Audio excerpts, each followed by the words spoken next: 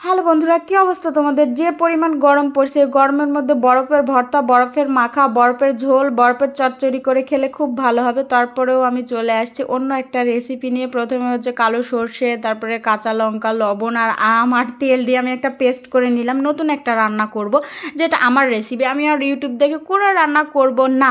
তারপরে পেস্টটা বানিয়ে নিলাম, তারপরে মূল রান্নাতে চলে আসলাম। সবাই তো আম ডাল খাইছো, এবার আম সজনে কে কে খাইছো হাত জাগাও। আমি তো আজকে রান্না করে ফেললাম আম সজনে। তো প্রথমে তেলে কালো জিরা ফোড়ন দিয়ে তারপরে পেঁয়াজ দিয়ে সুন্দর মতো লাল লাল করে ভেজে নিব। তারপরে দিয়ে দিব আদা বাটা।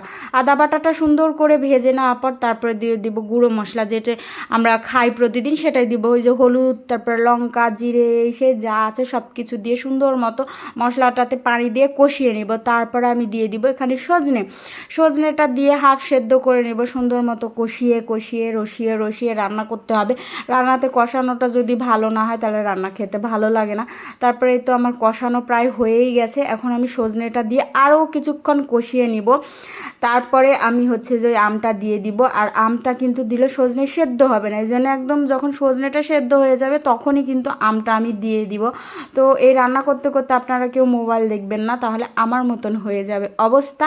তো আমি তারপরে ঢাকনা দিয়ে সুন্দর মতো কষে নিলাম। কষে তারপরে দেখছি হাফ সেদ্ধ হয়ে গেছে, 50% সিদ্ধ হয়ে গেছে। এরপর আমি দিব 1 কড়াই জল, মানে 1 কড়াই জল দিব। আমি ঝোলটা একটু বেশি রাখতে চেয়েছিলাম, যে গরমের মধ্যে ঝোল ঝোল করে ভাত দিয়ে খেতে অনেক মজা লাগবে, টক টক হবে, এই জন্য 1 কড়াই ঝোল দিয়ে দিয়েছিলাম। কিন্তু কি করা যায়, আমি ঝোল দিয়ে চলে গেছি, মানে ফোন টিপতে টিপতে আমি ভুলে গেছি। এসে দেখি ঝোলটা একদম শুকিয়ে গেছে।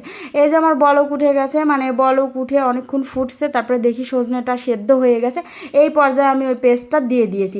দিয়ে ঢাকনা দিয়ে আমি মোবাইল টিপতে চলে গেছি। এসে দেখি একদম শুকিয়ে গেছে। আমি আরও একটু ঝোল রাখতে চেয়েছিলাম, তো যাই হোক রাখি নাই। তো খেতে মাশাআল্লাহ দুর্দান্ত ছিল। আপনারা যদি আমাকে ভরসা করেন তাহলে আপনারা বাসায় বানিয়ে খেতে পারেন। অনেকে হয়তো বা বানিয়ে খেয়ে ফেলছে। পৃথিবীতে এত কন্টেন্ট ক্রিয়েটার আছে আর এত পরিমাণ রেসিপি ট্রাই করছে, কোনো রেসিপি আমার মনে হয় বাদ নাই। তো পরের দিন আমি হচ্ছে সকালবেলা, ওটা রাতের রান্না ছিল, সকালবেলা আমার মেয়ে বলছে ডিম ভাজা না হলে বেগুন ভাজা। এটা কোনো কথা? গরমের জন্য আমি আম ডাল রান্না করলাম, সরি আম সজনে রান্না করলাম। ও বলছে ডিম ভাজো না হলে বেগুন ভাজো। তো কী করা যায়? তো এই জন্য আমি হালকা একটু মশলা দিয়ে, মানে ঝাল কম দিয়ে, আমি তো খুব ঝালখোর, এই জন্য হালকা ঝাল দিয়ে বেগুন ভাজি করছি। তো এই গরমের মধ্যে তেল মশলা একদমই খাওয়া ঠিক না, তারপরও রান্না করছি। মেয়ে যেহেতু বলছে, আমারও ভালো লাগে বেগুন ভাজি খেতে, তবে বেগুন ভর্তাই ভালো।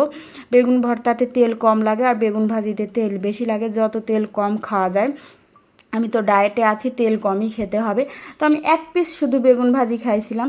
তো বেগুন ভাজতে লেগেও পুড়ে যাচ্ছিলো, বুঝতে পারছি না গরমের জন্য নাকি মাথা টাথা সব ঠিক নাই, রান্নাঘরে দাঁড়িয়েই থাকতে পারছি না। বেগুন ভাজতে দিয়ে চলে যাচ্ছি রুমে, এসে দেখি পুড়ে যাচ্ছে। এই হলো অবস্থা গরমে। তো এই রেসিপিটা অনেক ভালো ছিল খেতে। তো সবাই ভালো থাকো, আল্লাহ হাফেজ।